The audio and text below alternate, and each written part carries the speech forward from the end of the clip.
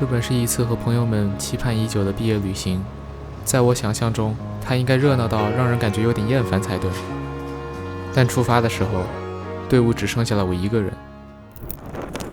这也不能怪我的朋友们，临近毕业季，我们都处于人生的关键节点，各自都有不同的安排。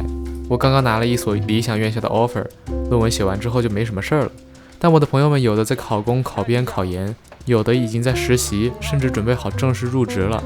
大家都朝着不同的方向前进，再也没法像以前那样，无论是约饭、约出门、约游戏，都随叫随到。回想大学4年的时间里，最让我觉得舒爽的时刻，就是在忙完课程作业、无债一身轻的时候，约上舍友去网吧叫上一声“来周”，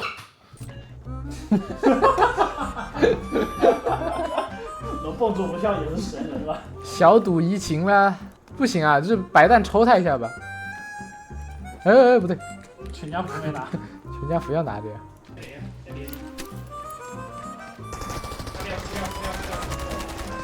打一个！等会儿，我要变异，1秒变异，流跑！流跑！哎，不是你先开的。我去把那个，我去把啊！我出抢红了！啊！我没输。出发。你们带了卡吗？我靠！我又忘了。完蛋了！我们之前兴致勃勃地商量一起去威海和青岛，在我们画的大饼中，我们要去看那艘搁浅的货轮，要沿着海岸线骑行，拍下正对着海平面的落日，还要像一些关于夏天的电影或者番剧里一样，在某个隐秘的地方埋一个时间胶囊，画一个藏宝图。但临近毕业，这个计划好像越来越无法实现。你有没有空陪我去一趟威海？没空啊。我还一个月做2个视频。出去旅游的话不太行，我有个单位最近快要面试了。能不能滚回来陪我去威海啊？你滚，我就去。飞回来，机票也就不到1万吧。那你包呗。那不行。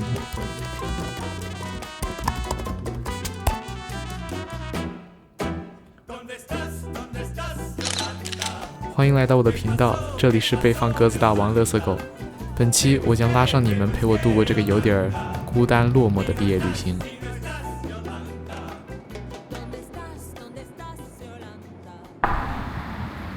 刚出车站，还没来得及在威海的市区停留，我就乘车前往荣城市。你们这边天鹅是不是已经飞走了啊？天一暖和它就飞走了。啊，可惜没有早点来。在我的计划中，我要用120胶片记录下布鲁威斯号的日出，于是订了一家离货轮只有几步路的酒店。已经一个人到威海了，然后准备来研究一下怎么给这个布朗尼卡装卷先啊。然后这是我人生中第一次用120相机，希望拍摄可以顺利，不要海带吧。布鲁威斯号原本是一艘远洋货轮，几年前因台风在威海近海搁浅，因为打捞成本高，工作量大，船体长期滞留在海岸线上。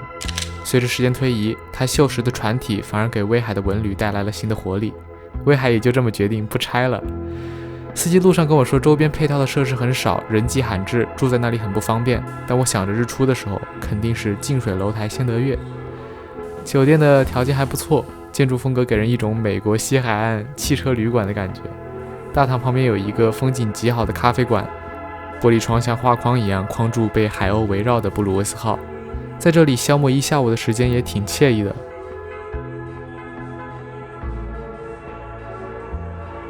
威海的风电资源丰富，是中国风电产业刚起步时的重要试验场。沿岸设有许多风车，旋转的叶片留下巨大的投影，让地面看起来像在闪烁一样。当然，这也意味着这里的风大得令人发指。真的受不了了，我好不容易捏的头发就给我吹成这样了，我真服了。酒店独享着一片空旷的海滩，我也得以逃过海滩另一端的人山人海，一直待到日落。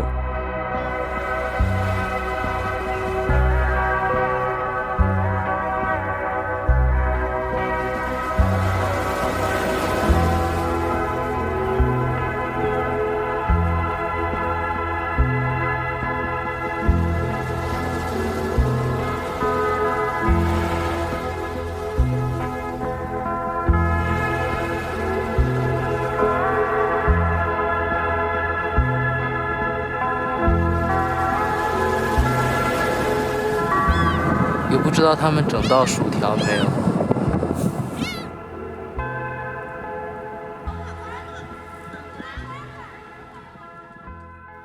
酒店周边果然什么都没有，夜晚安静的没有一点城市噪音，走在路上非常不适应。怎么能黑成这样呢？现在才7点呀，那到在武汉这个时候，夜晚才刚刚开始呢。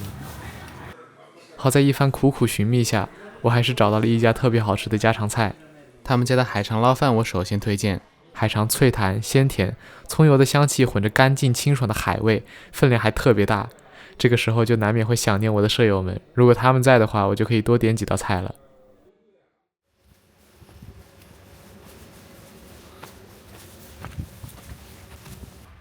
就你一个人？对，就我一个人。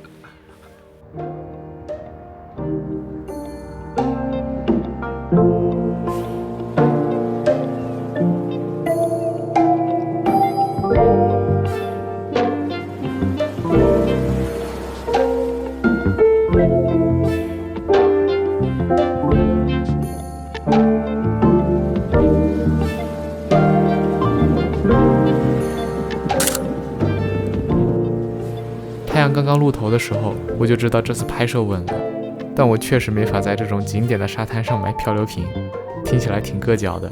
那蓉城市就先待到这里吧。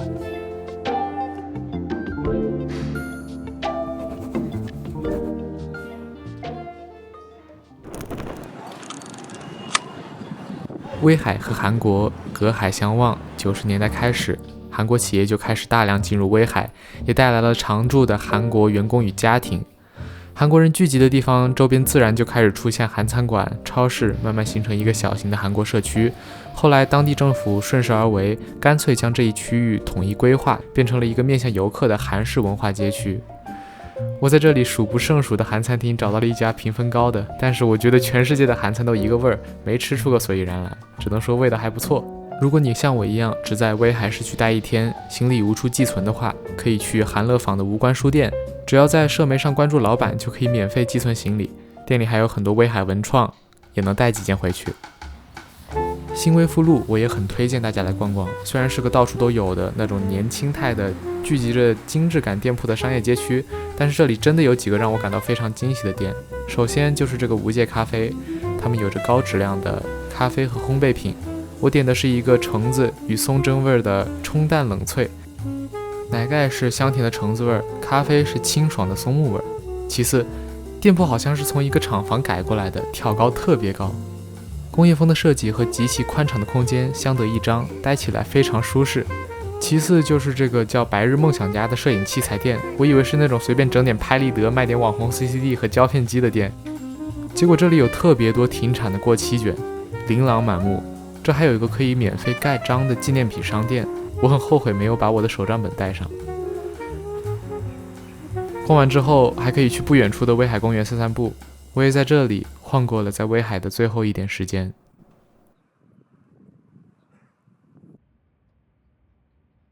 我搭乘高铁到了青岛，山东省 GDP 最高的城市。我期待这趟旅程很久了。我在酒店附近随便找了一家烧烤解决晚餐，点了半扎青岛啤酒。烧烤的分量特别足，我按照汉派烧烤的量点菜，结果菜量震惊到我了，肉筋子比武汉的大了1圈，油边也特别香。一个人吃烧烤怪不自在的，尤其是周围都推杯换盏载歌载舞的时候，是真的载歌载舞，旁边有个树喝大了，直接在走道里扭起来了。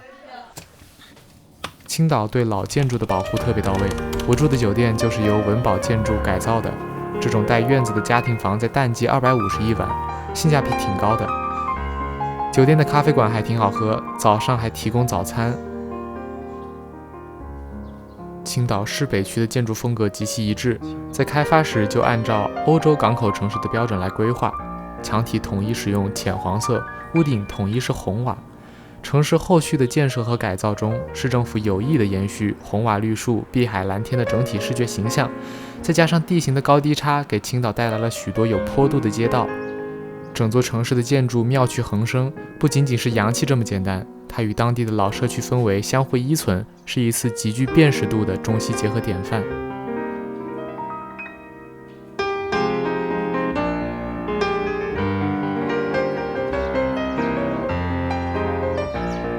许多小店就藏在这座城市的边角里，比如这个咖啡避难所，居然是字面意义上的避难所风格，在一个防空洞里面。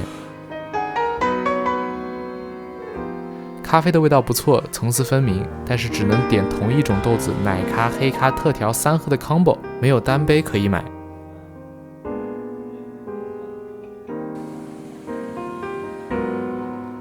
如果你喜欢建筑的话，一定要来青岛。在街区里穿行的时候，随机走进一家看得顺眼的店，绝对是顶级的体验。只是要注意，越靠近天主教堂这一块，商业化的迹象就越加严重。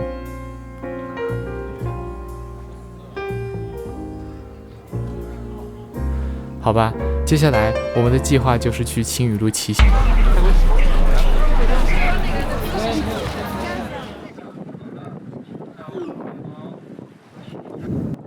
抱着一定要找个人少的海边看日落的想法，我直接坐车前往黄岛区的石雀滩，准备一路边走边拍，到银沙滩去看看日落。石雀滩的旁边围了一圈围栏，但这儿有个露营地，可以让我们离大海更近一些。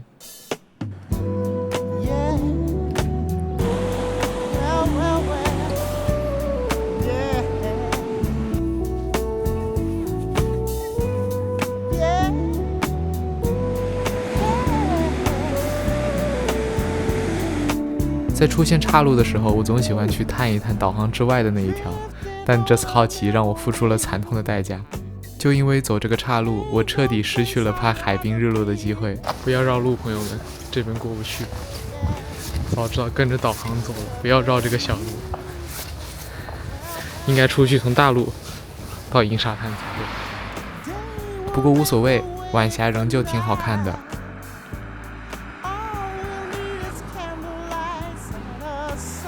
我打车回市北区，希望1903啤酒餐厅的一场原浆可以抚慰我疲惫的身心，只要能到达那个地方。我真的给我气笑了，今天一天想干啥都没赶上，喝旗舰店也没喝成，日落海滩也没拍到，现在还空着肚子。饿得不管不顾了，在商场里病急乱投医，随便走进一家标着青岛特色菜的餐厅，看到菜单上的五花肉，也不管特不特色、正不正宗了，先吃到嘴里再说。结果误打误撞给我吃到好的，肥瘦肉的比例非常均衡，酱汁浓郁香甜，一口下去能扒一大口饭，有点腻了就吃一口虾米凉粉，爽得像久旱逢甘霖。我不再期望着能够完成清单上的每一个目标，就如同在此之前我的许多计划表一样，这倒是让我轻松很多。我开始探索在青岛的小店铺，从江苏路开始。想去的那家玩具店一直没等到开门，但好在这里有另一家叫做仓库管理员商店的古着店，也非常值得一逛。以牛仔、皮衣、猎装和军事风衣为主的选品，还有一墙的刀具，构成了一种粗犷而又野性的风格，但它就这么融入了这个安静的小巷子里。如果在青岛搜寻复古物件或玩具，三江里会是个不错的选择。Funky Bunny Vintage 里除了古着外，还有老板娘亲手设计的徽章和冰箱贴，有一种手绘动画的质感。旁边有一个中古玩具店，不让拍照，里面有很多漫威 DC 的好东西，还有一堆铁质的纪念币。我带了一个小尊水族馆的出来。至于银鱼巷，就是那种典型的主理人潮牌聚集地，只有这个银鱼商店的空间特别好看，值得一提。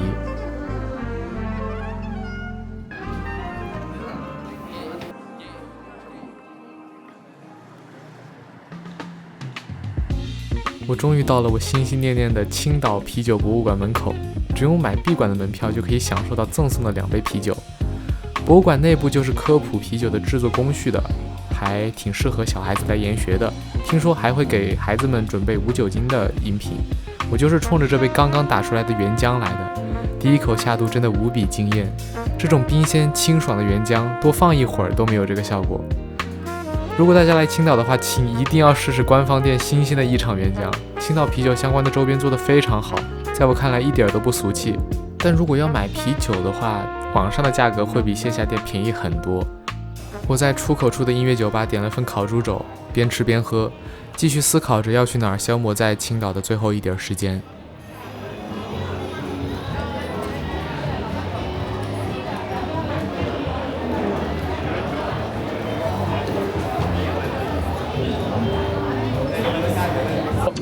Cheers！ 他妈一点都不热闹。同牺牲吗？你要同牺牲，我们还得。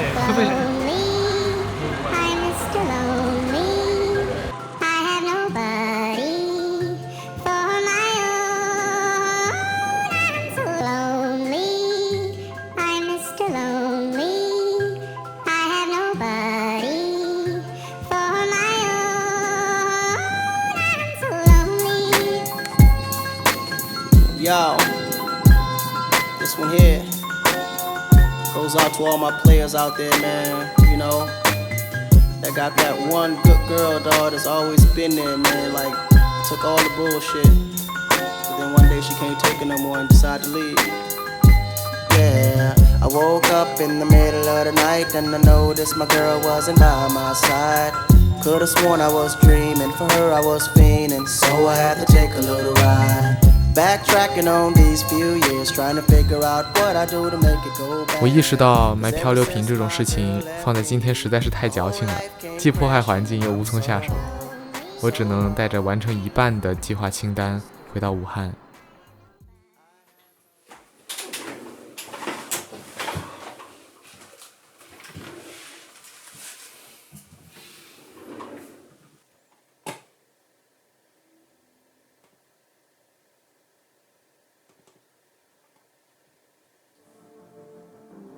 各位钢友朋友们，大家好啊！我是策划思熙。大家好，我是风衣策划嘟嘟噜。在新版本中，我们为各位钢员朋友们带来了一波体验升级和系统优化，用行动把都做好。大家可以挖开牛角标记，迎接好运，找到收藏大师马苏德留下的奇异珍宝，甚至是其他玩家埋下的珍藏物品。是的，钢友朋友们不仅可以挖出宝藏，还能将自己的物品埋入其中，参与这场阿萨拉人的祈福盛宴。写下自己的留言，将好运与惊喜传递给下一个玩家。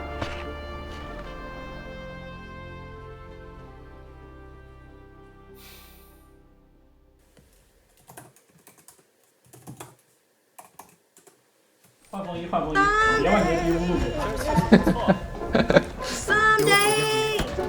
我知道。出红了，我靠，2个红。哦，有金卡牌。倒，别倒。倒一个。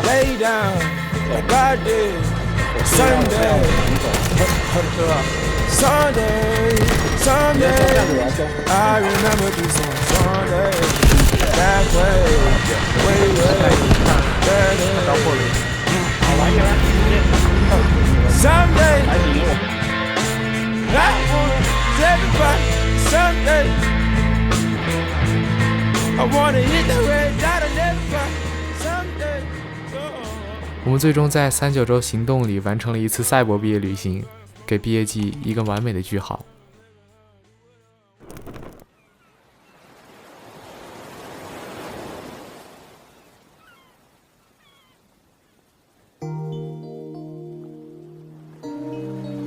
毕业之后，我们也将像每个在宿舍或网吧里打三角洲的夜晚一样，毅然决然地奔赴下一个战场。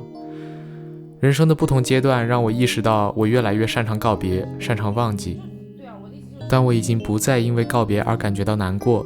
大家都在奔向自己想去的地方，这怎么想都是令人欣慰的事情。我很早就知道，很多人都只能在我的人生中停留短短的一个阶段，在一个变化的世界里，永远是一种奢求。但一起经历的时间会在一个人身上留下难以磨灭的印记。比如多年以后，打开三角洲或者翻看照片时，乐色狗仍然会想起和舍友一起在烽火地带里买宝藏的那个遥远的下午。感谢您收看本期视频，这里是乐色狗。提前预祝各位毕业快乐，我们下期再见。